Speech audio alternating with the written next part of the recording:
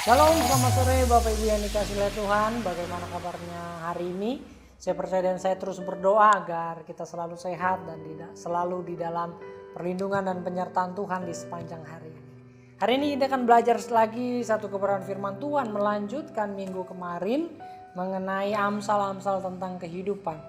Kalau di Amsal yang kehidupan yang kelima kemarin kita belajar bahwa segala jalan terbuka di depan mata Tuhan. Dan segala langkah kita diawasi oleh Tuhan.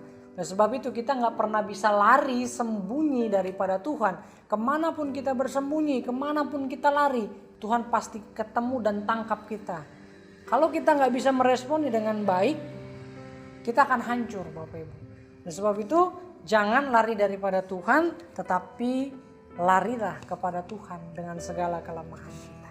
Pada Amsal kehidupan yang bagian yang ke-6 ini saya akan memberikan satu kebenaran firman Tuhan yang saya percaya kita semua akan menikmatinya jika kita bisa membaca dan merenungkan kehidupan kita sehari-hari melalui kebenaran firman Tuhan. Hari ini kita akan membaca di dalam Amsal yang ke-6 pada ayat yang ke-16 sampai yang ke-19. Saya akan membacakannya, demikianlah firman Tuhan. 6 perkara ini dibenci Tuhan. 6 perkara ini yang dibenci Tuhan. Bahkan 7 perkara yang menjadi kekejian bagi hatinya. Ayat 17, mata sombong, lidah dusta, tangan yang menumpahkan darah orang yang tidak bersalah, hati yang membuat rencana-rencana yang jahat, kaki yang segera lari menuju kejahatan, seorang saksi dusta yang menyembur-nyemburkan kebohongan, dan yang menimbulkan pertengkaran saudara. Bapak Ibu yang dikasihi Tuhan, Amsal kehidupan pada bagian yang ke-6 ini, saya akan memberi tema bahwa ada 7 perkara yang dibenci oleh Tuhan. Kita akan belajarnya satu demi satu dan saya percaya kita akan terbuka di hadapan Tuhan. Karena segala jalan terbuka di hadapan Tuhan. Bapak Ibu yang dikasihi oleh Tuhan, yang pertama, sikap yang pertama yang dibenci oleh Tuhan, perkara yang pertama adalah di ayat 17, mata yang sombong. Kalau dalam terjemahan bahasa Indonesia sehari-hari dikatakan sikap yang sombong. Apakah, yang jadi pertanyaan, apakah kita memiliki sikap yang sombong? Sikap yang sombong ketika kita merasa diri kita lebih hebat dari siapapun. Ketika kita sebagai pelayan Tuhan kita merasa kita melayani lebih dari siapapun.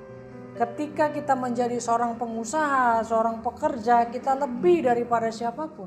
Itu membuat kita menjadi membuat kita menjadi pribadi yang sombong, pribadi yang sering kali meremehkan orang lain. Itu perkara yang dibenci oleh Tuhan. Perkara yang kedua, Bapak Ibu yang dikasihi oleh Tuhan, yang 17 juga dikatakan lidah dusta. Dalam bahasa Indonesia sehari-hari terjemahan dikatakan mulut yang berbohong. Bapak Ibu yang dikasihi oleh Tuhan, kita tidak bisa menampik. Hampir mungkin setiap hari kita bisa saja berbohong. Kita tidak bisa memungkiri hal itu, hal demikian. Katanya ketika ditanya gimana kabarnya Pak, Ibu, Saudara, Saudari. Oh baik, puji Tuhan, haleluya, dan lain sebagainya. Tetapi pada kenyataannya, ya, apakah benar demikian kita baik, puji Tuhan, haleluya. Kalau benar itu baik, tetapi kalau tidak benar, itu sama saja dengan kita berkata bohong, tidak sesuai dengan keadaan kita. Yang ketiga, sikap yang dibenci atau perkara yang dibenci oleh Tuhan. Ayat 17 di terjemahan bahasa Indonesia dikatakan tangan yang menumpahkan darah orang yang tidak bersalah. Kalau dalam terjemahan bahasa Indonesia sehari-hari dikatakan tangan yang menjadi hakim atas orang lain. Kita seringkali menunjuk orang, kamu begini, kamu begitu, kamu begini, kamu salah ini, kamu salah itu. Tetapi tahukah kita ketika kita menunjuk orang, ada 4 jari yang menunjuk ke kita. Seharusnya ketika kita menunjuk kepada orang, kita harus berkaca kepada diri kita sendiri. Apakah kita sudah lebih baik daripada dia? Sikap yang sering menghakimi orang lain adalah sikap yang dibenci oleh Tuhan. Sikap atau perkara yang keempat yang dibenci oleh Tuhan adalah hati yang membuat rencana-rencana yang jahat. Kalau dalam terjemahan bahasa Indonesia sehari-hari adalah otaknya selalu pikirkan kejahatan. Otaknya jahat terus. Apa sih yang membuat otak dia jahat? Karena hatinya tertuju kepada kejahatan. Otaknya selalu mikir yang jahat-jahat aja. Gak pernah selalu memikirkan tentang kebaikan. Itu perkara yang keempat. Perkara yang kelima, ya, di ayat yang ke-18, kaki yang segera lari menuju kejahatan. Kalau dalam terjemahan bahasa Indonesia sehari-hari kelihatan keinginannya selalu untuk berbuat dosa, berbuat jahat. Adakah perkara ini sering melibatkan kehidupan kita? Jadi keinginan kita ketika kita bangun selalu ingin berbuat dosa, selalu ingin berbuat jahat. Perlu kita renungkan hal itu, Bapak Ibu yang dikasihi oleh Tuhan. Yang keenam, sikap atau perkara yang dibenci oleh Tuhan dikatakan ayat yang 19. Seorang saksi dusta yang menyembur-nyemburkan kebohongan. Kalau dalam terjemahan bahasa Indonesia sehari-hari adalah orang yang selalu nyebar hoax. Nyebar berita kabar bohong.